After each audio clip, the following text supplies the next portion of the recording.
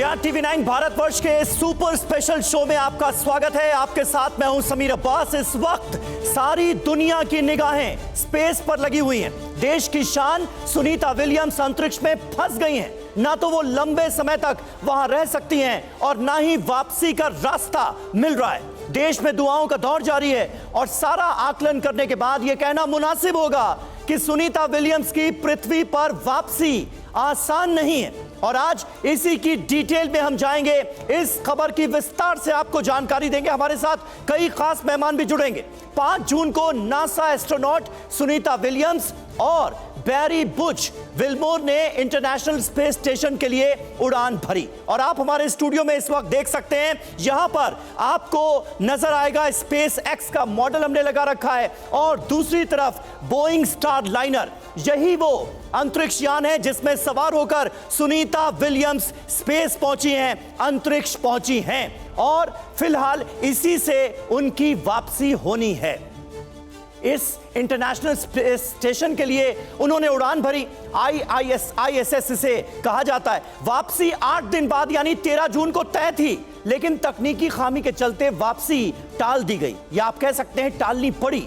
इसके बाद नासा की ओर से 26 जून के लिए वापसी की तारीख दी गई, पर इस बार भी यानी 26 जून को भी वापसी नहीं हो पाई।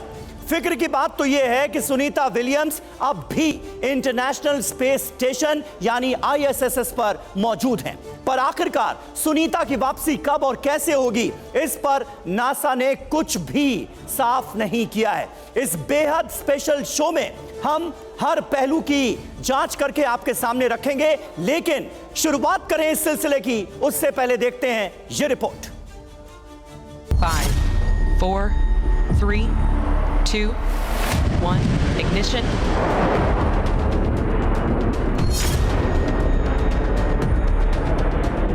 ये 5 जून की तस्वीर है जब बोइंग का स्टारलाइनर स्पेसक्राफ्ट सुनीता विलियम्स और उनके साथी एस्ट्रोनॉट बुच विल्मोर को साथ लेकर अंतरिक्ष में उड़ा था।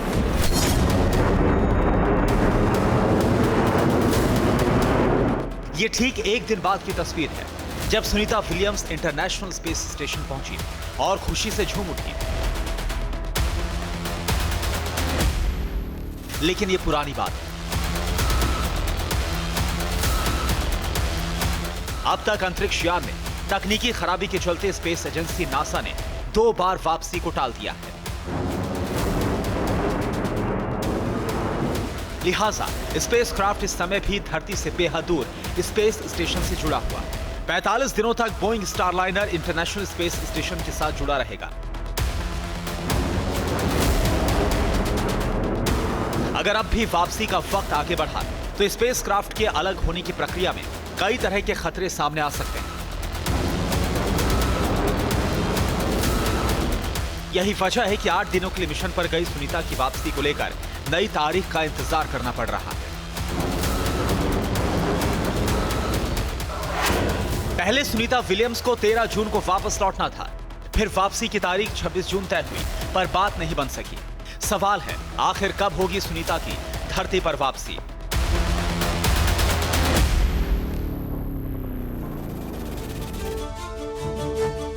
जी हाँ, अब इसके पीछे कोई साजिश है या फिर ये बड़ी लापरवाही का केस है। आज स्टूडियो में हम इसकी भी पड़ताल करेंगे। आपने सुनीता विलियम्स से जुड़ी ये रिपोर्ट देखी, जिन सुनीता विलियम्स के लिए हम सब इतने परेशान हैं। उनका परिचय देने की जरूरत तो कोई है नहीं, लेकिन फिर भी आपको बता दें कि भारतीय मूल की इस बेटी ने कैसे हमको गौरवान्वित किया है, वो आप जान लीजिए। साल 1988 से नासा एस्ट्रोनॉट हैं सुनीता विलियम्स। 322 दिन उन्होंने अंतरिक्ष में बिताए। 50 घंटे की 7 स्पेस वॉक का उन्हें अनुभव है और साल 2008 में पद्म भूषण से उन्हें सम्मानित भी किया गया। साल 2006 में उनकी पहली स्पेस यात्रा हुई। साल 2012 में दूसरी स्पेस यात्रा। मेहसाणा गुजरात के रहने वाले थे सुनीता विलियम्स के पिता। और हमारे साथ इस वक्त कई खास मेहमान मौजूद हैं, उनसे जल्दी से आपका तारुफ कराते हैं। डॉक्टर मनीष पुरोहित हमारे साथ मौजूद हैं, पूर्व वैज्ञानिक इसरो के। राम प्रसाद प्रजापति जी हमारे साथ मौजूद हैं, एस्ट्रोफिजिक्स के प्रोफेसर हैं जेएनयू में। इसके अलावा बहुत खास मेहमान दिनेश कुमार यादवेंद्र जी हमारे साथ मौजूद हैं, पूर्व वैज्ञानिक और सलाहकार आईडीएस के, और मोहम्मद शाहरुख रिसर्चर हैं स्पेस इंडिया के, वो भी हमारे साथ मौजूद हैं। लेकिन सबसे पहले मैं डॉक्टर मनीष आपके पास आऊंगा। सबसे बड़ी रुकावट आपको क्या नजर आती है? क्योंकि इस वक्त हर कोई यह दुआ कर रहा है कि सही सलामत ये अंतरिक्ष यान वापस आए, धरती पर लौटे, लेकिन सबसे बड़ी दिक्कत मनीष जी क्या नजर आ रही है फिलहाल? देखिए, जो अभी सिचुएशन है वो ऐसी है कि एक होते हैं रिएक्शन कंट्रोल थ्रस्टर्स जी। तो अगर इसी को देखें अपन, ये स्टारलाइनर है। सबसे पहले अपने दर्शकों को यहां पर बता दें, ये बोइंग स्टारलाइनर वो अंतरिक्ष यान जिसके जरिए सुनीता विलियम्स ने स्पेस तक का सफर तय किया है, उसका एक मॉडल यहां पर हमने अपने स्टूडियो में लगाया और मनीष जी उसी को आपके सामने डिस्क्राइब कर रहे हैं। मनीष जी, इसके अंदर खूब सारी प्लम्बिंग लाइंस होती है जिसके अंदर हीलियम होता है। हीलियम हम यूज करते हैं प्रेशराइज करने के लिए। तो उन लाइंस में हीलियम की लीकेज पता चली, एक प्रॉब्लम। दूसरा, एक थ्रस्टर काम नहीं कर रहा है। उस थ्रस्टर का रोल है इसके ओरिएंटेशन को, जिसको एटीट्यूड कहते हैं, उसको मेंटेन करना। ये वो प्रॉब्लम है जो पता है, लेकिन जब हमें पता है कि कुछ ना कुछ इसके अंदर ऑलरेडी प्रॉब्लम है, तो अब जो ग्राउंड स्टेशन पे रिसर्चर्स और साइंटिस्ट हैं वो कह रहे हैं कि क्यों ना इसको डिटेल में पूरा एनालाइज किया जाए, क्योंकि जब पता है कि कुछ प्रॉब्लम है, अगर वो प्रॉब्लम बढ़ गई तो, क्योंकि अंदर जो आएंगे वो इंसान आएंगे, वो ऐसा नहीं है कि बस आप उनको ला सकते हैं। हुआ क्या था, सोयूज के एक प्रोग्राम में ऐसी प्रॉब्लम आई थी, जो रशिया का क्रू थ्रस्टर्स आपने जिसका जिक्र किया, थ्रस्टर्स होते कहां हैं, अगर आप इसमें बता पाएं? इसके अंदर खूब सारे थ्रस्टर्स लगे थे, छोटे छोटे थ्रस्टर्स लगे हुए थे, जो साइड में लगे हुए होते हैं, इसके पीछे लगे हुए होते हैं। जो इसके अंदर जो थ्रस्टर्स, उनका काम क्या होता है, जैसे मान लीजिए ये स्टार लाइनर है, तो ये अगर आप तो ये जो स्टार लाइनर है ये अभी डॉक्ड है। इसको पहले पीछे खिसकना होगा जब इसकी डॉकिंग हटेगी, उसके बाद इसको रीओरिएंट होना होगा, क्योंकि इसको धरती की साइड आना है, तो उसको हम डी ऑर्बिट कहते हैं। डी ऑर्बिट होने के लिए इसके थ्रस्टर्स को फायर करके उसकी प्रॉपर ओरिएंटेशन की जाएगी। तो वो साइड से थ्रस्टर्स फायर होते हैं, छोटे छोटे थ्रस्टर्स, कुल मिला के मान लीजिए टोटल मिला के 1 मिनट भी फायर नहीं होंगे। नहीं, अब इसी पर आ जाते हैं। ये थोड़ा सा इस शंका का समाधान कीजिए। 5 जून को जब ये सफर शुरू हुआ धरती से अंतरिक्ष का, तो उस वक्त तो सब कुछ ठीक तरीके से काम कर रहा होगा, मतलब उस वक्त तो सब कुछ परफेक्ट होगा, तभी इसको गो अहेड मिला होगा। सब कुछ परफेक्ट नहीं था, नहीं था। और बोइंग की प्रॉब्लम ये रही है कि इससे पहले ने जो ऑर्बिट फ्लाइट टेस्ट किया था, उसमें भी जब ये लॉन्च पैड के ऊपर था और रॉकेट के ऊपर लगा हुआ था, लॉन्च व्हीकल के ऊपर, तब भी इसमें प्रॉब्लम आई थी और अभी भी प्रॉब्लम थी। देन गो अहेड दे दिया था, क्योंकि उन्होंने बोला कि जो लीकेज वगैरह हम देख रहे हैं वो इतनी बहुत भयंकर नहीं है। इसमें अगर आप समझा पाए हमें, इसके अंदर एक्चुअली वो लीकेज जो है वो इंटरनल जो इसकी इंजन है, थ्रस्टर जो है, उनके अंदर की लीकेज है, जो हीलियम की लीकेज है। तो आप इसको ऐसे समझिए, मुझे 70 घंटे का इसके अंदर अभी हीलियम मौजूद है, वो ये कह रहे हैं 70 घंटे तक चल सकता है ये। जो हीलियम का रोल है कि वो फ्यूल को प्रेशराइज करता है, जिससे कि वो थ्रस्टर्स तक पहुंचे और उसका वो इग्निशन, वो जले और धक्का लगा, एक तरीके से ईंधन जलेगा तो इसको एक धक्का मिलेगा जिससे डीऑर्बिट हो सके। ठीक है। फ्लाइट के लिए चाहिए हमें 7 घंटे। तो वो कह रहे हैं कि हमने अभी सारी प्लम्बिंग लाइन बंद करी हुई है, अभी लीकेज बंद है। लीकेज इसलिए बंद है क्योंकि हमने सब कुछ रोक दिया है, वो सब बंद पड़ा है। अगर हम इसको चालू करते हैं वापस, और वापस चालू करके इसको हमको फिर से लेके आना है, तो हमें 7 घंटे का हीलियम चाहिए। हमारे पास अभी 70 घंटे का है लीकेज के साथ। हाँ, एक बात। दूसरा, इसके जो थ्रस्टर्स हैं जो काम नहीं कर, और ये लीकेज जिसका आप जिक्र कर रहे हैं, ये कब पता चल गया होगा कि लीकेज है? ये जाते वक्त पता था। जाते वक्त पता था। हाँ, लेकिन जब डॉकिंग, आप श्योरिटी के साथ कह सकते हैं? हाँ, ये पता था जाते वक्त, और डॉकिंग जब हुई तब उनको पता चला और भी हैं। Okay.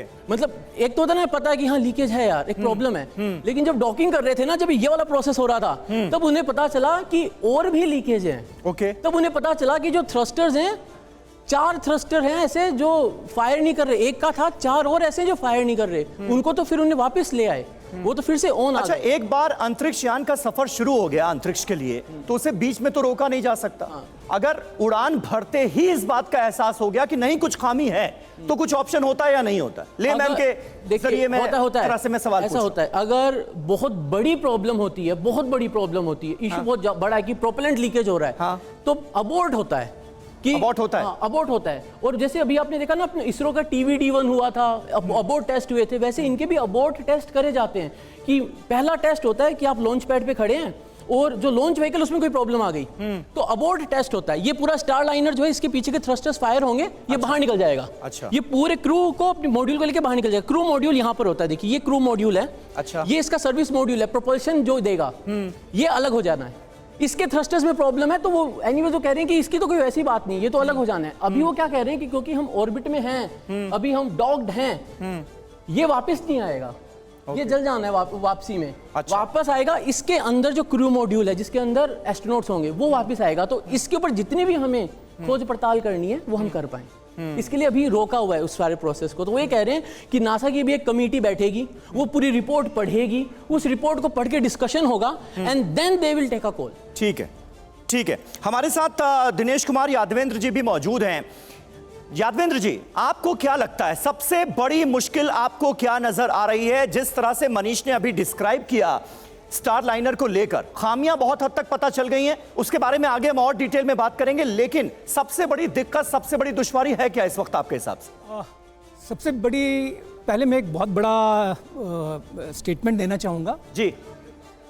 Sunita Williams is not stranded, वो बिल्कुल सेफ है, 100% वो वापस आ जाएगी, कोई खतरा नहीं है। वो क्यों है मैं बताता हूँ। जहाँ तक ये बात हीलियम लीकेज की है, किसी भी आप लोगों ने भी पढ़ा होगा, हीलियम का मॉलिक्यूलर वेट बहुत कम होता है, उसको आप किसी भी कंटेनर में डालेंगे, कोई भी होता है, लीकेज होता ही है।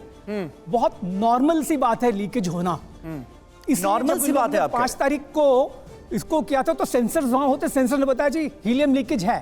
तो जनरली क्या किया जाता है कि जैसे आपको क्या कहते हैं कि 5 किलो हीलियम की जरूरत है। I am just telling for. नहीं सर, आप कह रहे हैं नॉर्मल सी बात है, लेकिन 5 जून को इस मिशन की शुरुआत होती है, ये सफर शुरू होता है, था तो ये 13 जून तक, यानी 9 दिन का पूरा मिशन था। आज 20 दिन से ज्यादा हो गए हैं। सुनीता विलियम्स अंतरिक्ष में फंसी हुई हैं, तमाम तरह की दुश्वारियों की खबरें सामने आ रही हैं। नॉर्मल मतलब कैसे कहा जा सकता है इसे? ऐसा है, हीलियम अगर आपको 10 किलो की जरूरत है तो they always carry more. 15 kilo वो क्या कहते हैं लीकेज के लिए अकाउंट पहले कंपेंसेट पहले ही कर देते हैं। इसलिए जब उन्होंने लॉन्च कर रहे थे तभी उनको दिख रहा था कि लीकेज हो रहा है। If there is a minor leakage then it is not a safety issue. बहुत हैवी लीकेज है तब वो मिशन को अबॉर्ट करते हैं। जैसा कि अभी मनीष ने बताया कि वो 70 इसी पर जल्दी से प्रजापति जी एक पॉइंट आप रखिए जरा। सेफ्टी की यहां पर बात हो रही है, जिस बात का जिक्र यादवेंद्र जी कर रहे हैं, क्या आपको लगता है वाकई स्थिति ऐसी है या फिर मामला गंभीर नजर आ रहा है कहीं ना कहीं? क्योंकि जिस तरह की खबरें सामने आई हैं वो चिंताजनक है। जी जी, देखिए जिस तरह से यहाँ पे समझाया गया बाकी 2 विशेषज्ञों के द्वारा, मैं आपको स्पष्ट बताना चाहता हूँ कि जो हमारे पुराने मिशन रहे जिसमें नासा में हमने कल्पना चावला जैसी हमारी देश की बेटी को खो दिया, तो वो वही एक कारण था कि जब वो रिटर्न स्पेस से हो रहे थे, हाँ। तो जब हम हमारे अर्थ का जो आइनोस्फीयर है उसमें जब एंटर करते तो वहाँ पर वातावरण पृथ्वी जैसा नहीं होता है। वहाँ पर चार्ज पार्टिकल होते हैं, आवेशित कण होते हैं जी, और वो लगभग 220 से 250 किलोमीटर की जो डिस्टेंस है वो बोइंग को तय करना होती है। तो इसीलिए यहाँ पर नासा के द्वारा इतना अधिक समय लिया जा रहा है कि जो तकनीकी खामियां हैं उनको दुरुस्त किया जा सके। हमारे पास वेल इन एडवांस टाइम है वहाँ उनके पास में, अगर ये दुरुस्त कर लेंगे, क्योंकि सबसे जो क्रूशियल टाइम होता है वो वही होता है कि जब अर्थ के आइनोस्फीयर में जब ट्रेवल करता है स्पेसक्राफ्ट, तो उसको जो पृथ्वी का गुरुत्वाकर्षण बल है उसको पार करना या उसके अंदर एंटर करना होता है। तो ये जो थ्रस्टर प्रणाली है, इससे क्या किया जाता है कि जो स्पेसक्राफ्ट है नहीं सर, वो तो ठीक है, थ्रस्टर पर हम आएंगे बाद में, लेकिन मुझे ये समझाइए चिंताजनक नहीं है? अभी थोड़ी देर पहले यहां पर यह कहा गया, कैसे चिंताजनक नहीं है मैं ये समझना चाह रहा हूं। 5 जून से 13 जून का मिशन, 13 जून को वापसी होती नहीं है, उसके बाद 26 जून का दिन फिर मुकर्रर किया जाता है, उस दिन भी वापसी नहीं हो पाती है। अब कब होगी ये भी पता नहीं है, कैसे चिंताजनक नहीं है सर? देखिए चिंताजनक इसलिए नहीं है क्योंकि उसमें टोटल लगभग 26 थ्रस्टर है, हाँ। और 4 ही खराब हुए हैं। तो एक प्लान बी भी बना के रखता है नासा या जो स्पेसक्राफ्ट जो कंपनियां हैं, चाहे वो स्पेस एक्स हो या चाहे स्टार लाइनर हो, तो हमारे पास एडवांस है। बट चूंकि समय है तो क्यों ना उन तकनीकी खामियों को दुरुस्त कर लिया जाए, तो किसी भी प्रकार की जो अनहोनी है जिसकी अंदेशा लगाया जा रहा है वो नहीं हो। तो अभी तक पूरा सेफ मोड में है और कोई चिंताजनक बात नहीं है मेरे हिसाब से। जी ठीक है, मैं आता हूं सर आपके पास। और इस बीच अपने दर्शकों को यह भी बता दें कि सुनीता विलियम्स आज अंतरिक्ष में फंसी हुई हैं क्योंकि उनका स्पेसक्राफ्ट ठीक से काम नहीं कर रहा है। इस पर हम चर्चा भी स्टूडियो में लगातार कर रहे हैं। स्टारलाइनर नाम के स्पेसक्राफ्ट को भी जरा आपको समझा देते हैं थोड़ा और तफसील से। यह देखिए 16.5 इंटू 15 फीट का यह पूरा स्पेसक्राफ्ट है, 16.5 बाई 15 फीट का। 7 अंतरिक्ष यात्रियों की इसकी पूरी कैपेसिटी है। 7 अंतरिक्ष यात्री इसके अंदर जा सकते हैं स्पेस।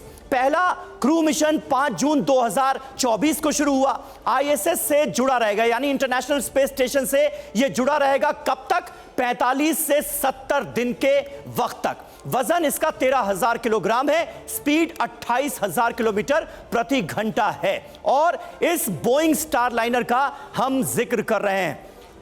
और एक और जानकारी आपको दे दें, बोइंग स्टारलाइनर दिखता कैसा है ये आपने जाना, अब आपको बताते हैं। जिस स्टारलाइनर के चलते सुनीता अंतरिक्ष में फंसी उससे जुड़े जरूरी पार्ट्स कौन कौन से हैं। एक तो इसका ये क्रू मॉड्यूल होता है, दूसरा सर्विस मॉड्यूल, फिर एक खिड़की आपको नजर आ रही है, थ्रस्टर्स जिसका हम जिक्र कर रहे थे, कई थ्रस्टर्स खराब हुए हैं, रेडिएटर और हीट शील्ड। इन सब को मिलाकर एक ऐसा अभूतपूर्व इंतजाम किया जाता है ताकि धरती से स्पेस तक का सफर तय करने में किसी तरह की कोई दिक्कत हो ना।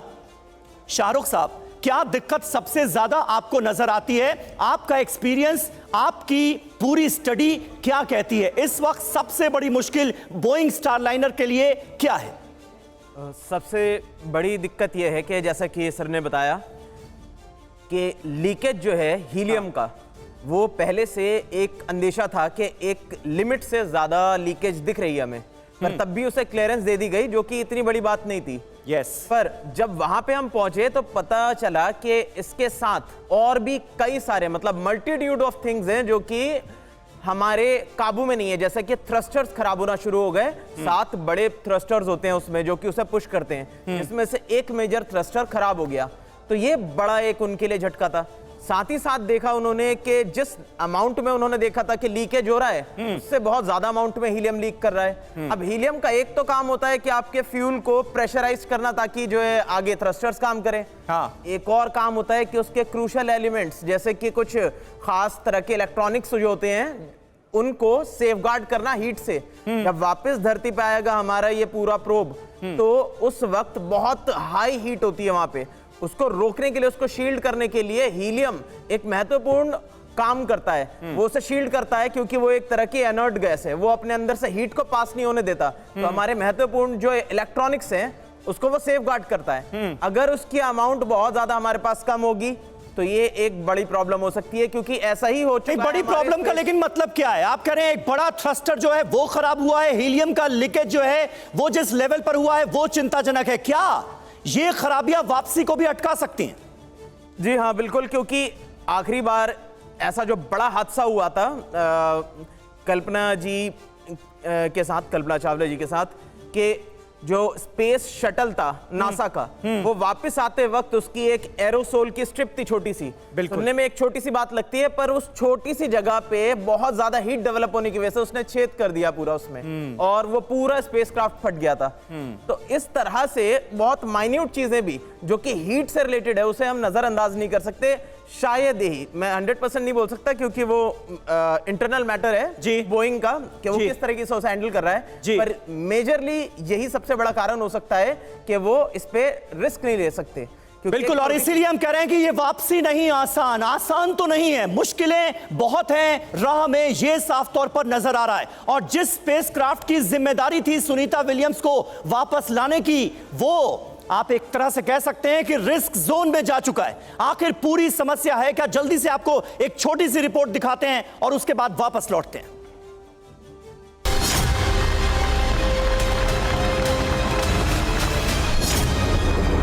13,000 किलो वजन, 16 फीट लंबा, ये वही स्पेसक्राफ्ट है जिससे सुनीता विलियम्स ने 5 जून को अंतरिक्ष की उड़ान भरी। नाम है Boeing Starliner.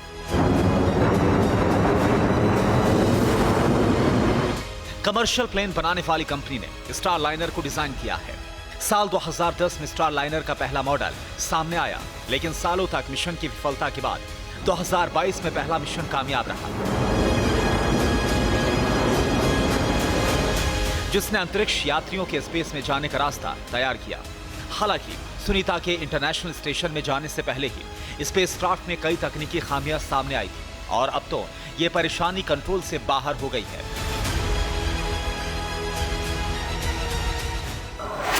International space station के साथ जुड़ते समय स्टार लाइनर के 28 में से 5 थ्रस्टर्स बंद हो गए, जिससे स्पेसक्राफ्ट उड़ने लायक नहीं बचा। ऐसे में पहली बार यान को स्पेस स्टेशन के साथ जोड़ने की प्रक्रिया रोकी गई। कुछ ही देर में गड़बड़ियां ठीक होने लगी, लेकिन मुसीबत तब बढ़ी जब स्पेसक्राफ्ट में 5 जगह से हीलियम गैस लीक हुई। लेकिन सवाल अब भी कायम है, आखिर अंतरिक्ष यान में ये तकनीकी खराबी हुई क्यों? यही जवाब दुनिया भर के स्पेस साइंटिस्ट नासा और बोइंग से पूछ रहे हैं। आखिर सुनीता विलियम्स जैसे स्टार एस्ट्रोनॉट को ले जाने वाला स्पेसक्राफ्ट कमजोर कैसे साबित हो गया? क्योंकि अब अगर यह स्पेसक्राफ्ट सुनीता को लेकर लौटता है तो पृथ्वी के वायुमंडल में दाखिल होते ही सर्विस मॉड्यूल जलकर खाक हो जाएगा। ऐसे में स्पेसक्राफ्ट में गड़बड़ी की वजह हमेशा के लिए राज बन जाएगी।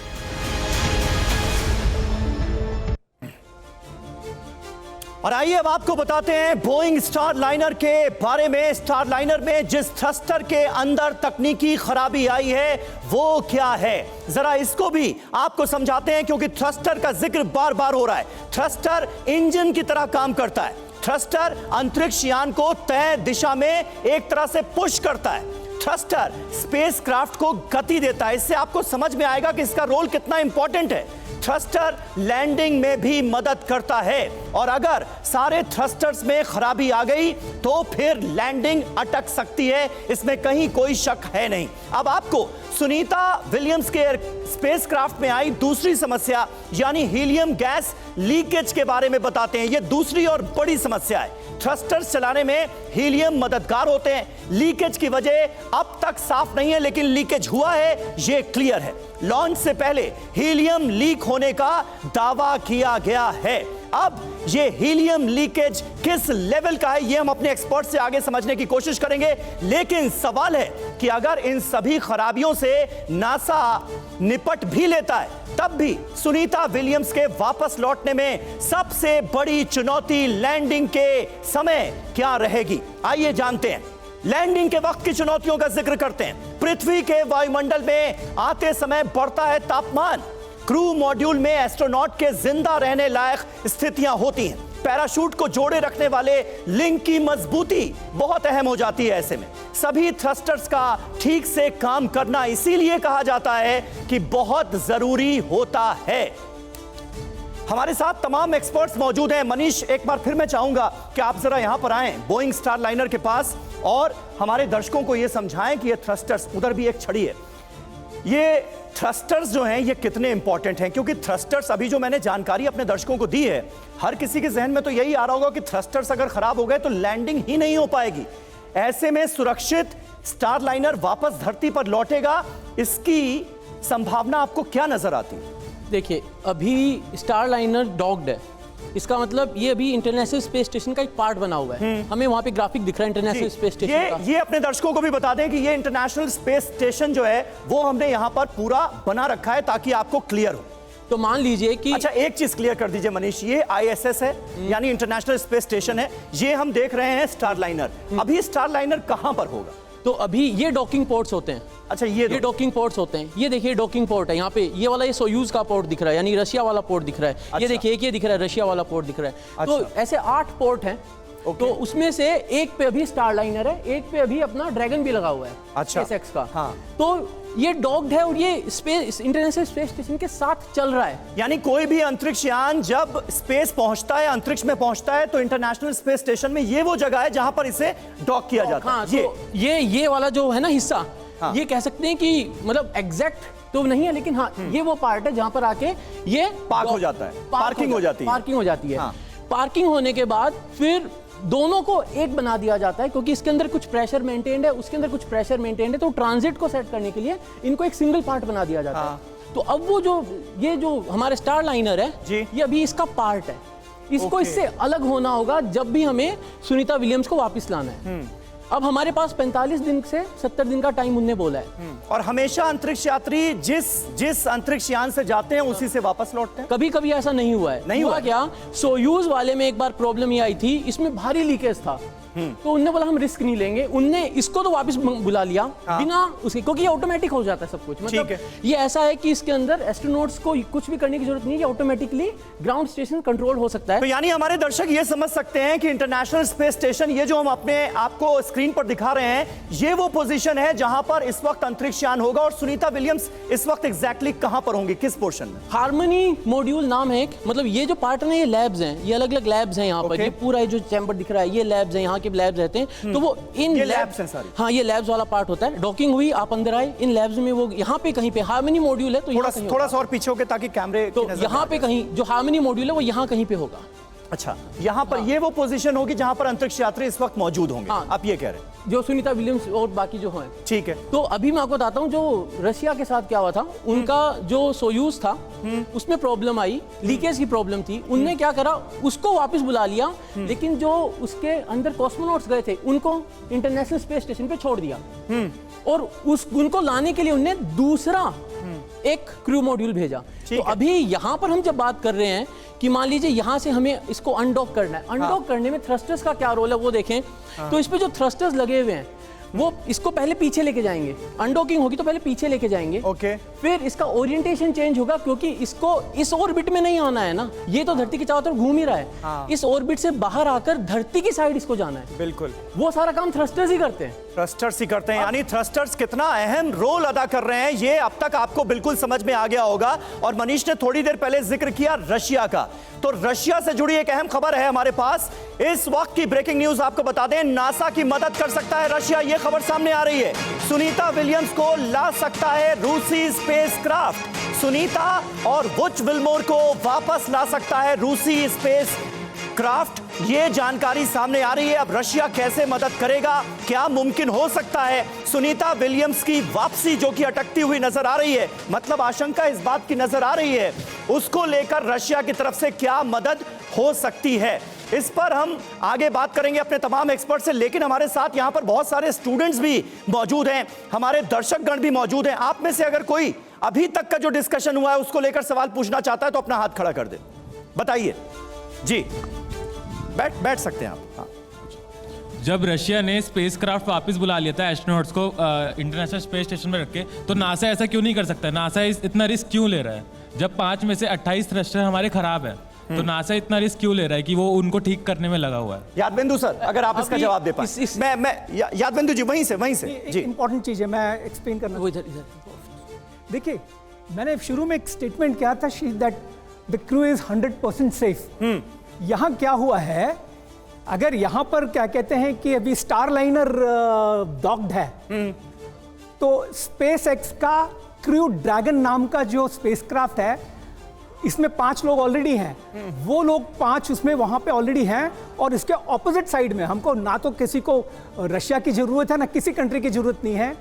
अमेरिका के ही दूसरी कंपनी है स्पेस एक्स, उनका जो नहीं सर, बिल्कुल सही आप कह रहे हैं। स्पेस एक्स पर मैं थोड़ी देर में आऊंगा। स्पेस एक्स का यहाँ पर हमने मॉडल भी लगा रखा है। एलॉन मस्क क्या मदद कर सकते हैं वो भी आगे एलॉन मस्क का ऑलरेडी ऑपोजिट साइड पे डॉक्ड है। सर अभी जिक्र हुआ रशिया का, उसका रशिया का जिक्र हुआ, वो कैसे मदद कर सकता है ये सवाल। 2022 में क्या हुआ था कि फ्रैंक नाम का एक अमेरिकन एस्ट्रोनॉट और 2 जो हैं रशियन एस्ट्रोनॉट सुइज में गए वहां पर। अच्छा। वहां पे उनके कूलिंग सिस्टम में प्रॉब्लम आ गई। ओके। तो उनको इवैक्यूएट करना था। तो उस समय जो स्पेस एक्स का ड्रैगन है वो 2020 में ऑलरेडी सक्सेसफुल हो चुका था। लेकिन 2020 में लेकिन उस समय क्या कहते हैं कि रशिया का सुइज क्योंकि खराब गया, तो उन्होंने ऑफर किया कि ऐसा करते हैं, हम आपके एस्ट्रोनॉट को बचाएंगे। तो सिर्फ नीचे से सुइज का एक रशिया ने सिर्फ उस एस्ट्रोनॉट को सेव करने के लिए उनके पास ऑलरेडी रेडी था। एम्प्टी गया, जनरली एम्प्टी नहीं जाता, उसके अंदर तो 2-3 एस्ट्रोनॉट्स होते हैं, उनके साथ उनका कार्गो होता है, खाना पीना और भी जो भी जिसको कार्गो बोलते हैं। It went there, docked and brought him back. Frank Molino ऐसे नाम है उनका। Okay. आप देख लीजिएगा 2022 में। And then Russia brought it back. तो अब की, लेकिन मैं आगे आपको बताऊंगा कि why she is safe, that you can ठीक बी है, श्योर। ठीक है। And why they are delaying it, ये क्यों इतना बार बार पोस्टपोन हो रहा है, मैं उसका जवाब मैं आपको दूंगा। ठीक है प्रजापति जी, अगर आप अभी जो सवाल यहां से हुआ कि रशिया कैसे मदद कर सकता है, इसका आप जवाब देना चाहें अगर। देखिए, रशियन जो कंपनी है कॉस्मोस जो है, जी, कि एस्ट्रोनॉट को ले जाती है स्पेस स्टेशन पर लाती है, तो उनके भी कुछ स्पेसक्राफ्ट होते हैं वहाँ पर, या उनके पास प्लान होता है। पर मुझे नहीं लगता है कि इसमें नासा एग्री होगा, क्योंकि इससे कहीं ना कहीं पॉलिटिकल हो जाती चीज़ें। नासा के ऑलरेडी वहाँ पर जैसा कहा गया कि जो स्पेस एक्स एलन मस्क का वहाँ पर स्पेसक्राफ्ट ऑलरेडी अवेलेबल है, या इस तरह के अभियान को तेजी दी जा सकती है और अर्थ से भेज करके लाया जा सकता है। तो हालांकि तो ये आन की बात भी हो गई है क्या? मतलब कि आन पर आ गई है बात कि अमेरिका, नासा जो है वो कुछ नहीं कर पा रहा है, रशिया मदद करेगा, तो ये कैसे हम स्वीकार कर लें? तो ये एक पॉलिटिकल भी हो सकता है, क्योंकि नासा खूब सक्षम है इसमें, और मुझे लगता है कि यही जो मिशन है हमारा जो स्टारलाइनर का, यही सफल होगा और वापस आएगा। ठीक है, यही हम उम्मीद भी करते हैं। और अगर सुनीता के स्पेसक्राफ्ट की खराबियां और भी ज्यादा बढ़ गई या फिर इन्हें सही नहीं किया जा सका, तब क्या होगा? उस स्थिति में क्या होगा? क्या नासा के पास सुनीता विलियम्स को वापस लाने का कोई प्लान बी भी तैयार है? जल्दी से देखते हैं एक रिपोर्ट।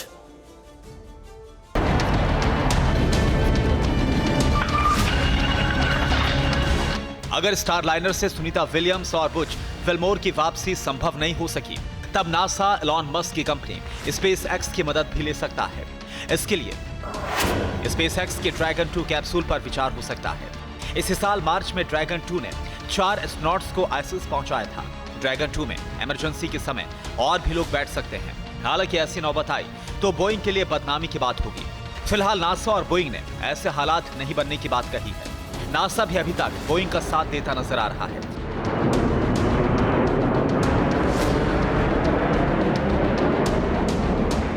इसके अलावा नासा का प्लान बी भी क्या हो सकता है, ये नासा के बयान से समझा जा सकता है। नासा ने साफ किया है कि स्टारलाइनर का प्रोपल्शन सिस्टम खराब होने के बावजूद ये कैप्सूल अंतरिक्ष यात्रियों को धरती पर ला सकता है। अगर ये एकदम जरूरी हुआ तो ये कैप्सूल एस्केप पॉड की तरह काम करेगा, मतलब इसे धरती की ओर धकेला जाएगा। इस काम में कैप्सूल में लगे एक्सपेंडेबल प्रोपल्शन सिस्टम यानी कि सर्विस मॉड्यूल की मदद ली जाएगी। अगर नासा की बी प्लान ने काम किया तो स्पेसक्राफ्ट धरती के वायुमंडल को पार करके जमीन पर पैराशूट के जरिए गिरेगा। हालांकि यह कदम आपातकाल की स्थिति में उठाया जाएगा। इस पर जानकारी यह है कि नासा और बोइंग के इंजीनियर अभी साथ काम कर रहे हैं। अमेरिका के ह्यूस्टन में इसका सिमुलेशन रन किया जा रहा है और प्लान बी को सफल बनाने के लिए सॉफ्टवेयर को अपग्रेड किया जा रहा है। लेकिन दिन गुजरते जा रहे हैं और सुनीता विलियम्स धरती पर कब आएंगी, तारीख तय नहीं हो पा रही।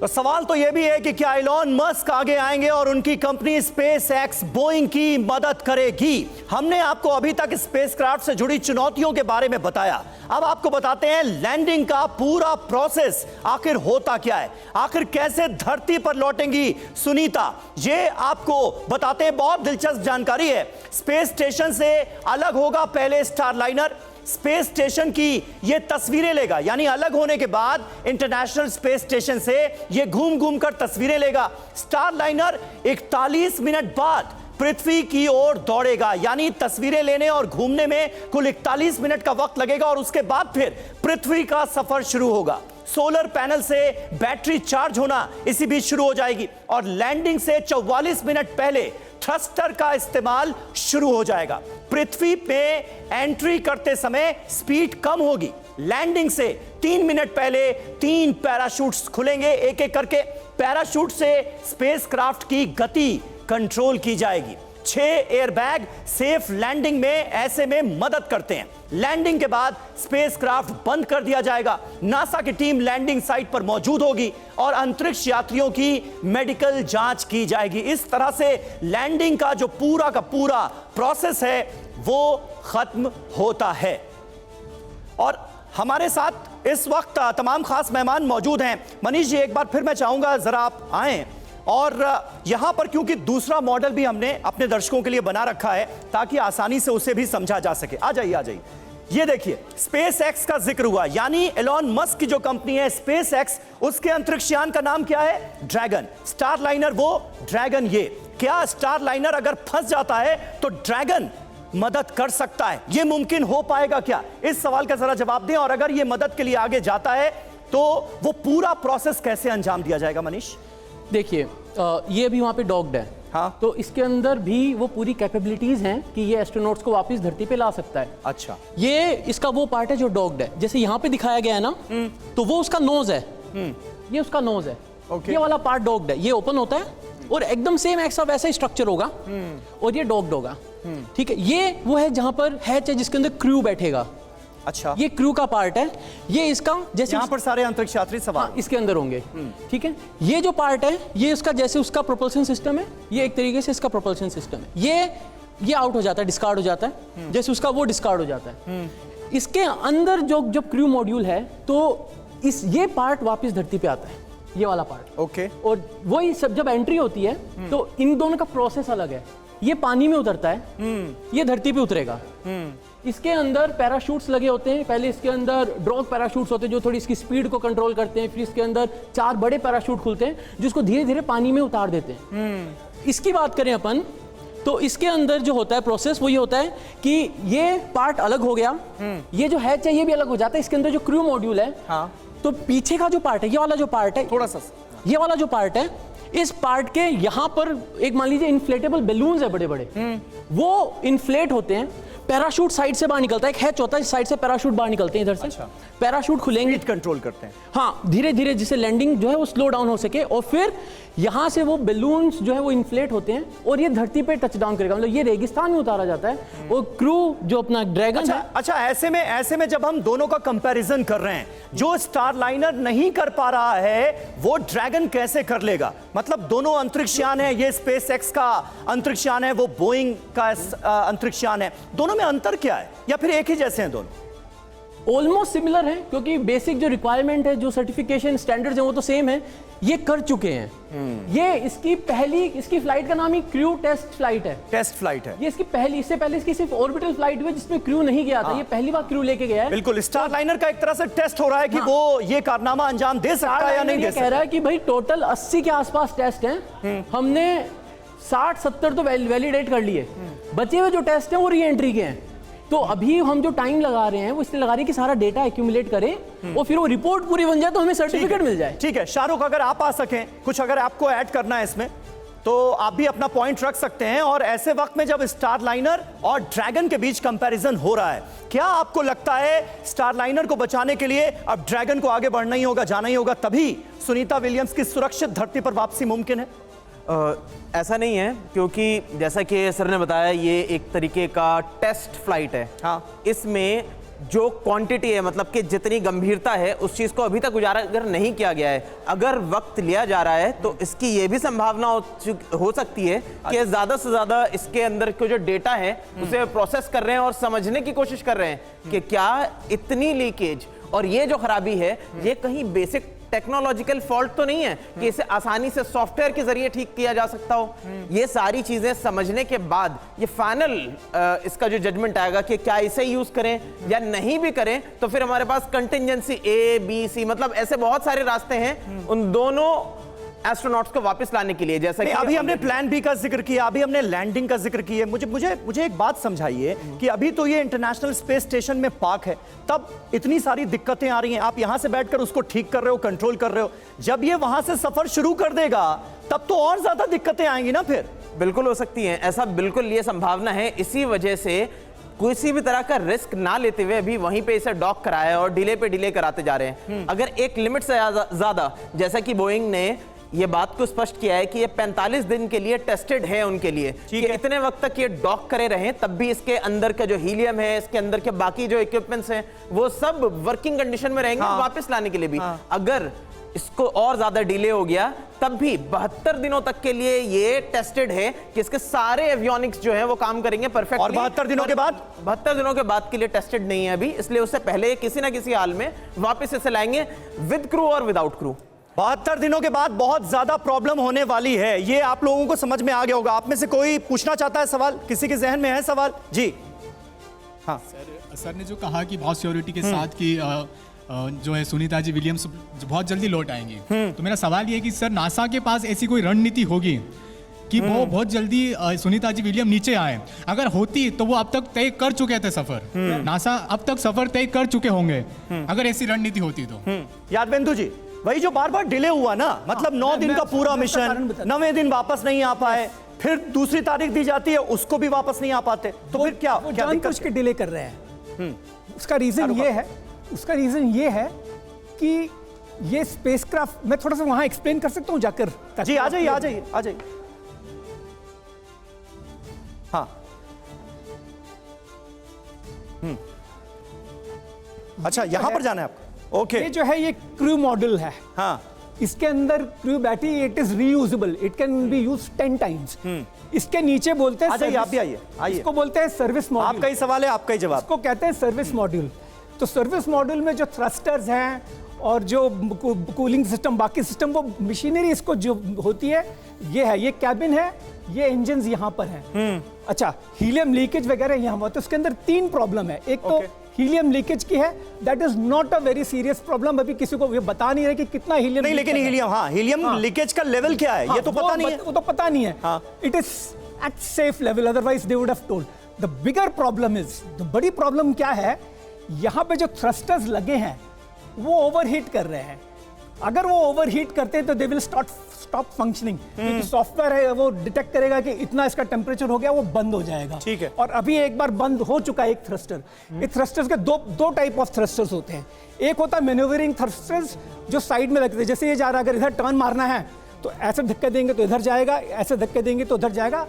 ऐसे 27 मैन्यूवरिंग थ्रस्टर्स हैं। 4-5 अगर नहीं भी काम करते हैं तो वो 6 घंटे की जर्नी वापस है। हो सकता है वो, जैसे आपकी गाड़ी में थोड़ी बहुत कुछ प्रॉब्लम आ गई, तो बजाय 6 घंटे में पहुंचने के वो 7 घंटे 8 घंटे कर लेगी, लेकिन पहुंच जाएगी।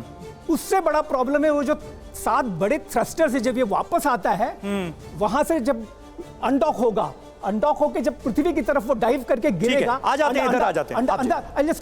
अंडर ग्रेविटी, तो उस समय क्या कहते हैं कि अगर वो रेट्रो प्रोपल्शन होती है, ऐसे गिर रहा है, फायर ऐसे हुआ, अगर वो नहीं फायर होगा तो उसका जो स्पीड इतनी ज्यादा होगी कि पूरा का पूरा जो यान है वो बर्न हो सकता है। वन जस्ट सेकंड, आई कंप्लीट। अब वो डिले क्यों कर रहे हैं? आई कंप्लीट दिस। अभी क्या होता है, जब ये वापस आता है तो ये सर्विस मॉड्यूल आधा जल जाता है। अच्छा, तो अगर ये जल गया तो कोई प्रूफ नहीं रहेगा, आप पता नहीं कर पाओगे कि क्या दिक्कत थी इसमें। दोबारा आप जब भेजोगे अगली बार तो फिर वही प्रॉब्लम रहेगी। So they will delay it till 45 days, it can be there for 72 days, it can be further put to 90 days। 90 days तक का भी हो सकता है। सर, हमने तो ये सुना था कि 72 दिन से ज्यादा इसकी एज ही नहीं होती, मतलब 72 दिन मैक्सिमम है। हाँ, वो कुछ कॉम्प्रोमाइज करके ठीक है 90 days तक जा सकता है। ठीक है सर, बहुत आपने महत्वपूर्ण जानकारी दी सर। और अपने दर्शकों को यहाँ पर यह भी बता दें कि एक और दिलचस्प पहलू अब हम आपके सामने रखने जा रहे हैं। आखिर अंतरिक्ष में फंसी सुनीता विलियम्स की इस उड़ान में एलॉन मस्क की एंट्री कैसे और क्यों हुई है, यह भी जान लीजिए। इन सवालों के जवाब में छिपी है स्पेसक्राफ्ट की दुनिया में छिड़ी वो जंग जो अब सामने आने लगी।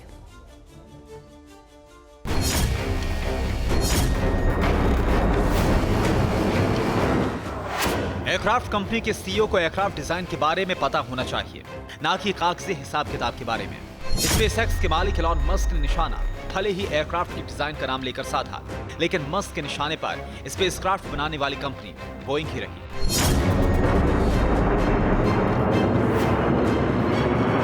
अंतरिक्ष में बोइंग स्टार लाइनर के साथ सुनीता विलियम्स के फंसने की वजह से मस्क की कंपनी स्पेसएक्स और बोइंग की जंग फिर सतह पर आ गई।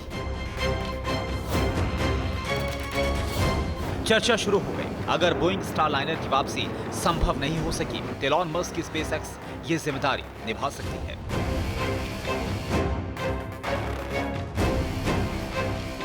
यही वजह है जानकार अंतरिक्ष यात्रा से जुड़े इस अहम घटनाक्रम को बोइंग और स्पेसएक्स के बिजनेस में छिड़ी जंग के तौर पर भी देख रहे हैं।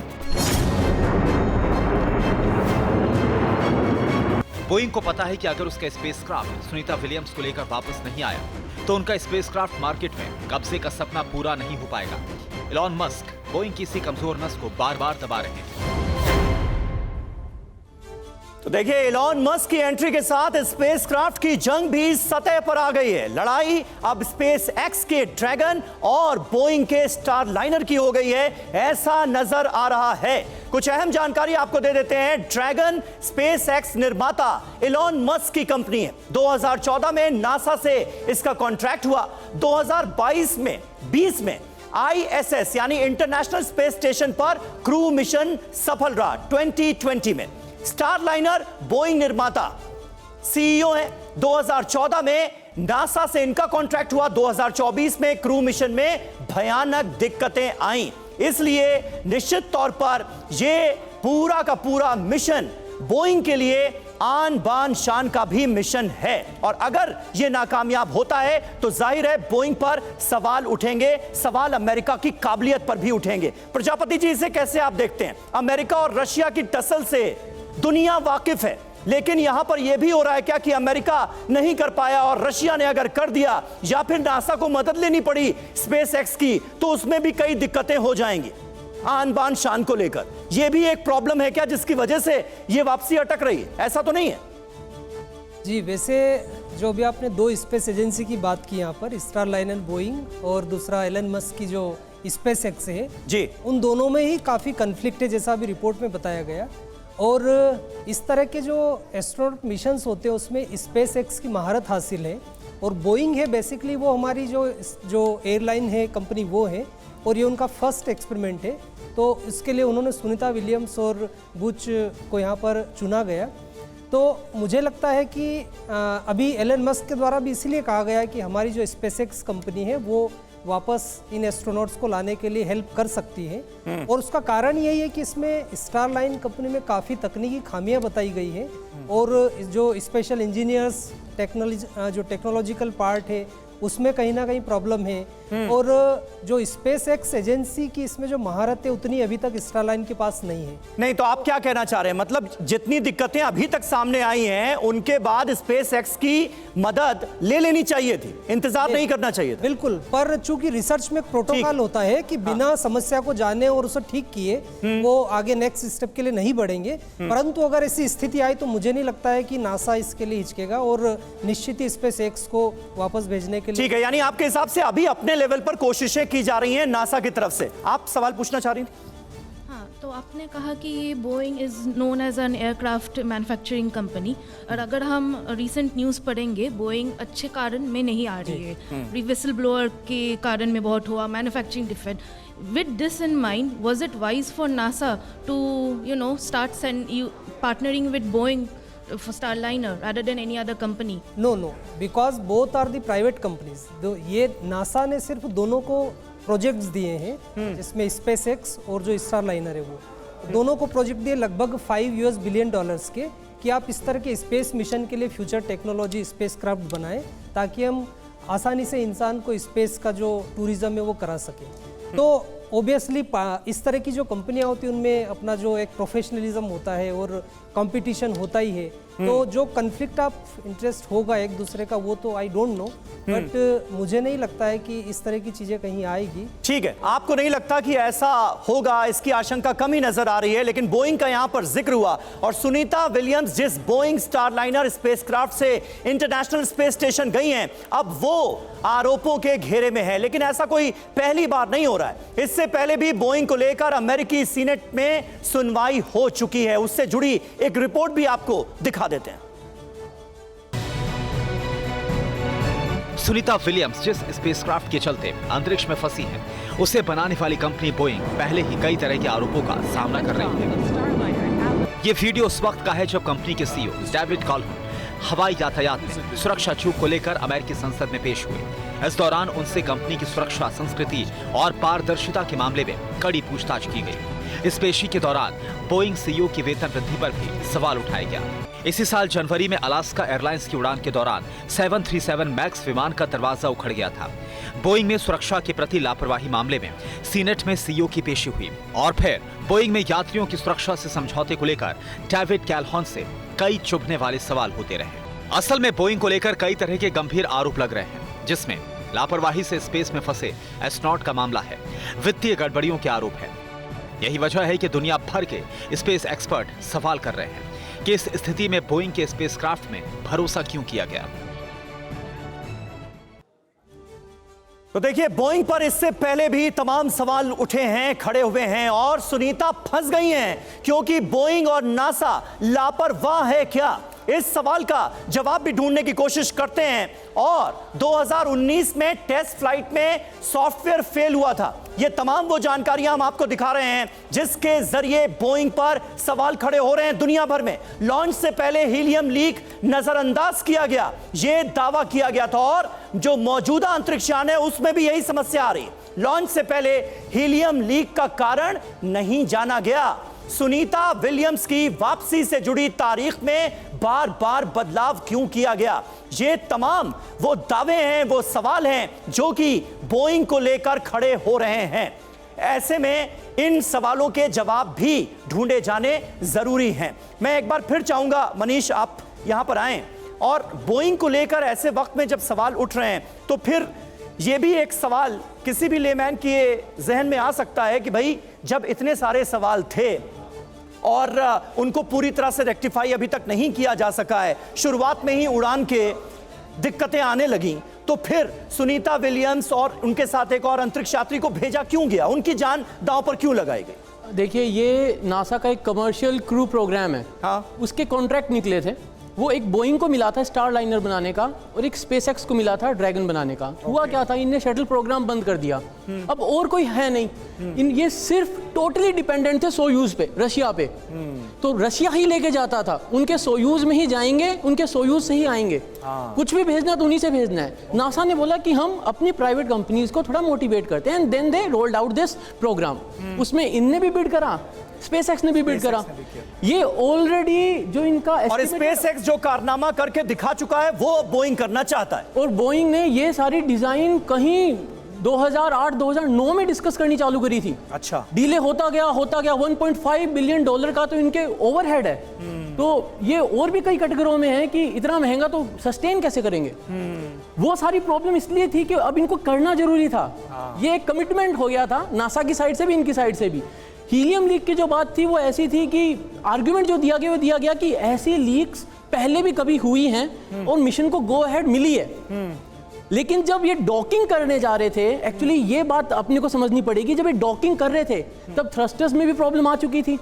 तो डॉक करते समय जो ऑनबोर्ड एस्ट्रोनॉट्स थे उनने डॉक किया है। ये ऑटोमेटेड डॉकिंग भी हो सकती है, लेकिन जब उनको पता ना कि कुछ थ्रस्टर्स में प्रॉब्लम आ गई है, लीक भी हो रही है, ये रिपोर्ट जब आई तो उन्होंने खुद ने इसको डॉकिंग करी। ठीक है, ठीक है, ठीक है। यहाँ से हाथ उठ रहे हैं बहुत सारे। जल्दी से एक छोटा सा सवाल। हाँ, क्या पूछ रहे थे आप? सर, मेरा सवाल ये था कि like what are the potential long term impacts of this delay in like future Starliner missions, और लाइक सर इस टाइप के प्रोग्राम्स के लिए क्या ट्रेनिंग एस्ट्रोनॉट्स वगैरह को प्रोवाइड करी जाती है जिससे वो मेंटली और फिजिकली एग्जॉस्ट ना हो? यादवेंदु जी, ऐसा है कि पहले एक चीज़ बता दूं कि 2011 में दोनों को कॉन्ट्रैक्ट मिला था, बोइंग को और स्पेसएक्स को। स्पेसएक्स ने 2020 में सक्सेसफुली इसको इम्प्लीमेंट कर दिया। उनका फर्स्ट डॉकिंग हुआ, इनका अभी तक नहीं आया। पहली बार जब डॉकिंग की तो डॉकिंग ही फेल हो गई 2019 में। फिर उसके बाद उन्होंने 2022 में docking was successful, that was uncrewed, there was no crew. This time it is with crew. अब क्या है, और स्पेसएक्स ने 2.5 बिलियन डॉलर्स में काम कर दिया। इनका भी 5 बिलियन डॉलर्स खर्च हो गया, कॉस्ट ओवररन, टाइम ओवररन हो गया, अभी तक बोइंग नहीं कर पाए। लेकिन ये बहुत साधारण सी बात है, रिसर्च एंड डेवलपमेंट में ऐसे फेलियर्स होते हैं। ठीक है, बात रही कि मेरा जो अनुमान है कि सुनीता विलियम्स और दोनों एस्ट्रोनॉट ये स्टार लाइनर से ही वापस आएंगे। इनकी जिद है। क्यों? क्योंकि अगर ये स्पेसएक्स पे छोड़ दिया तो एलन मस्क की तो मोनोपोली हो जाएगी। वो चाहेंगे देयर शुड बी 2 कॉम्पिटिटर्स। ये अमेरिका का कंपटीशन उनका एक गेम है कि नहीं सर, लेकिन कंपटीशन अपनी जगह है, किसी की जान की नहीं, कोई जान में कोई करना भी तो फर्ज है ना। जैसा मैंने बताया, जान की कोई खतरा नहीं है। नहीं है। अगर मान लीजिए पूरी तरह वहां फेल हो जाता है तो ऑलरेडी डॉक्ड है। स्पेसएक्स का हेल्प तब लेंगे ड्रैगन का जब ये 100% हो जाए कि अब कोई चांस नहीं है। अभी असल में टाइम इसलिए वो बढ़ा रहे हैं ताकि नीचे जो है ना वहाँ पे टेलीमेट्री से उन लोगों ने ऑलरेडी डॉक्ड स्टेज में उन्होंने थ्रस्टर्स फायर किए और वॉल्स खोल बंद करके देखा। सर लेकिन ये सवाल बहुत लोगों के जहन में आ रहा होगा कि आप इतने आश्वस्त कैसे हैं सुरक्षित वापसी को लेकर। इस देश ने इससे पहले भी कल्पना चावला वाले मामले में देखा है, वो कड़वी यादें हमारे जहन में आज भी जिंदा हैं, इसीलिए डर ज्यादा है, आशंकाएं ज्यादा हैं। और देखिए एक आपको कुछ अहम तस्वीरें भी दिखाते हैं। गुजरात के मेहसाणा से ताल्लुक है सुनीता विलियम्स का, और सुनीता विलियम्स की सलामती के लिए यही वजह है, इतनी सारी आशंकाएं हैं जहन में। वहां पर बाकायदा प्रार्थना हो रही है। श्री डोलन माताजी मंदिर में सुनीता विलियम्स के लिए विशेष पूजा अर्चना की जा रही है। लोग मंदिर में प्रार्थना के लिए सुनीता विलियम्स की तस्वीरें हाथ में लेकर पहुंचे हैं और अंतरिक्ष से उनकी सुरक्षित वापसी के लिए देखिए कैसे प्रार्थना कर रहे हैं।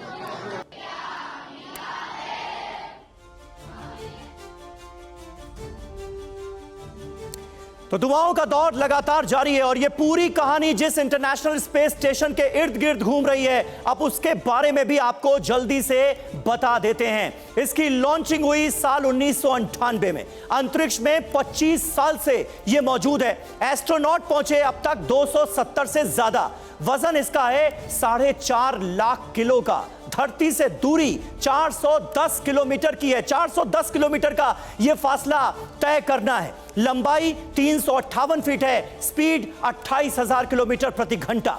8 अंतरिक्ष यान जोड़ने की इसकी क्षमता है। 7 से 13 अंतरिक्ष यात्रियों की इसकी पूरी कैपेसिटी है। मिशन की उम्र साल 2030 तक है, यानी 2030 तक ही ये ISS रहेगा और उसके बाद इसे डिसमेंटल किया जाएगा।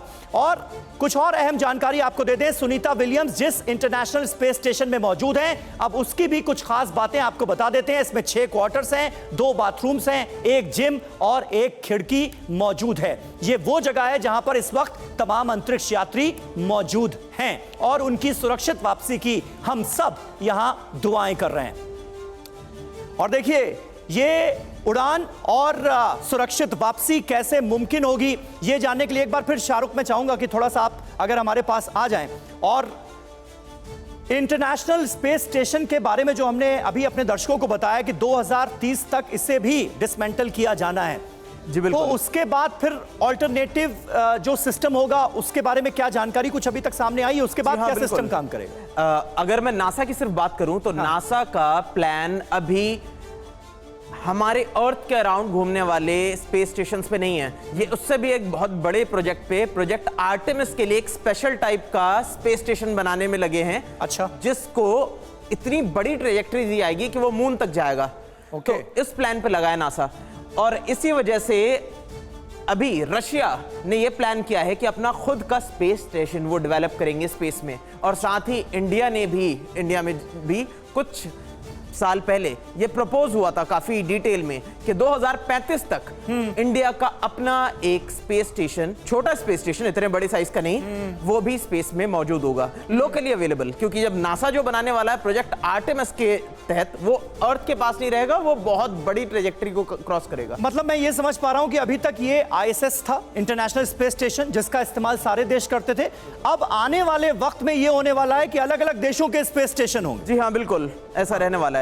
और साथ ही साथ प्राइवेट ऑर्गेनाइजेशंस ने बढ़ चढ़ के इसमें हिस्सा लेना शुरू कर दिया है। जैसे अमेरिका के ही कई कंपनीज ने साथ में जुड़ के, जैसे यहाँ पे लगभग 15 देशों ने आपस में मिलकर जॉइंट कोलैबोरेशन में इसे बनाया था। हालांकि 5 देशों की बड़ी इसमें जिम्मेदारी भूमिका रही थी। उसी तरह से कई कंपनीज आपस में मिलके बड़े-बड़े इस तरह के जो स्पेस स्टेशन है उन्हें डेवलप करने में लगे हैं। ठीक है, बहुत बढ़िया, बहुत आपने अहम जानकारी दी, महत्वपूर्ण जानकारी दी। और देखिए नासा की आप जा सकते हैं जी, नासा की ये उड़ान जिसमें सुनीता विलियम्स को वापस लाने की कोशिशें जारी हैं, वो भारत के मिशन गगनयान के लिए भी केस स्टडी की तरह है। अब ये कैसे, जरा जानते हैं। सुनीता का स्पेसक्राफ्ट गगनयान के लिए केस स्टडी कैसे है, ये जरा आप समझिए। और खराबी की संभावना का जिक्र हो रहा है, तो उन तमाम आशंकाओं का जिक्र करते हुए जब इस खबर के मायने हम समझने की कोशिश करते हैं, तो फिर यह समझ में आता है कि अगर यह मिशन कामयाब नहीं हुआ तो इसका अंजाम आने वाले वक्त में भविष्य के लिए क्या हो सकता है। अब खराबी की संभावना है और हुआ क्या है, गैस का लीक होना, यह एक बड़ी मुसीबत बना हुआ है। थ्रस्टर का बंद होना, यह अपने आप में कई सवाल खड़े कर रहा है। पैराशूट का नहीं खुलना, अब ये जो खराबी आ रही है ये हमारे मिशन गगनयान के लिए भी केस स्टडी के तौर पर इसे देखा जाएगा। पैराशूट का लिंक कमजोर होने की जानकारी सामने आई है, तो मिशन गगनयान को अंजाम देने के लिए केस स्टडी के तौर पर ये सारी चीजें भी अब हम ध्यान में रखेंगे। क्रू मॉड्यूल के हालात, ये सारी चीजें अब एनालाइज की जाएंगी। मिशन गगनयान के लिए ये जानकारियां मनीष कितनी अहम है आपके हिसाब से? देखिए, अपन भी क्रू मॉड्यूल ही भेजने वाले हैं। गगनयान के अंदर भी क्रू जाएगा और एक क्रू मॉड्यूल होगा। कुछ ऐसा सा ही डिजाइन है, बहुत ज्यादा डिफरेंट नहीं है। कुछ बेसिक बारीकियां मैं बताता हूँ। अपना जो क्रू मॉड्यूल है, आपने अगर देखा हो तो उसकी ग्राफिक में अपने पास नुकीला नाक होता है उसका, जो भी TVD1 हुआ था। इन दोनों में वो डिफरेंस है, इसमें वो नहीं है।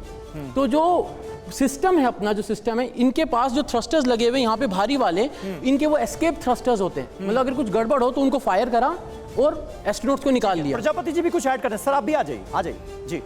देखिए, जो अभी आपने गगनयान के साथ बात की कि जो स्पेस एक्स का, मैं आपको बता दूं कि जो ISS को डिसमेंटल करने का है 2030 तक, वो भी जो कॉन्ट्रैक्ट है वो स्पेस एक्स को ही दिया है। अच्छा, वो भी इलॉन मस्क की कंपनी के पास है, $850 मिलियन में। और दूसरा, इसरो ने हमारा जो गगनयान प्रोजेक्ट है उसके लिए भी जो कोलैबोरेशन है वो एलन मस्क की इस कंपनी के साथ ही किया है।